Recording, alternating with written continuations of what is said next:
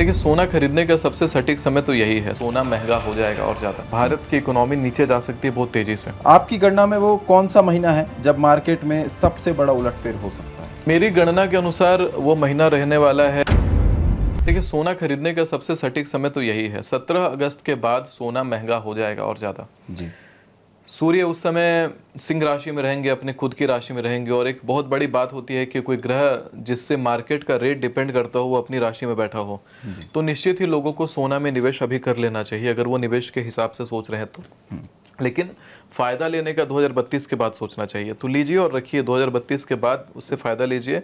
आपको कोई एफडी, कोई आरडी, कोई बैंक का कोई सिस्टम आपको इतना ज़्यादा पैसा ला के नहीं देगा। बिल्कुल।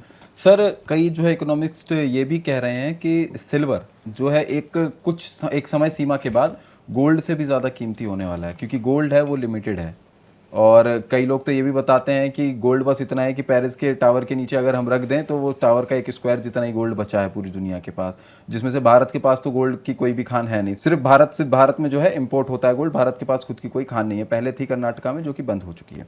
लेकिन अब सिल्वर को लोग नया इन्वेस्टमेंट मानते हैं। आपका क्या कहना है? देखिए, नया क्या, देखिए सोना और चांदी ये दोनों तो देव धातु हैं, और देव धातु हमेशा ही लाभदायी होते हैं, तो देव धातुओं में निवेश करना चाहिए। लेकिन अगर ऐसा कहना है कि चांदी जो है सोने से महंगा हो जाएगा, ये संभव नहीं है। चांदी चांदी है, सोना सोना है। पहले हमेशा आप देखेंगे कि सोने का रेट पहले बढ़ता है, उसके बाद पीछे पीछे से चांदी का रेट बढ़ता है। लेकिन चांदी सोने को सरपास कर जाए, ऐसा नहीं होने वाला। हर बार कोई ना कोई सरकमस्टांस ऐसे तैयार किए जाएंगे कि लोगों के घरों में रिजर्व्ड सोना निकाल करके मार्केट में सर्कुलेट करवाया जाएगा। जो होता रहा है होता रहेगा। बिल्कुल।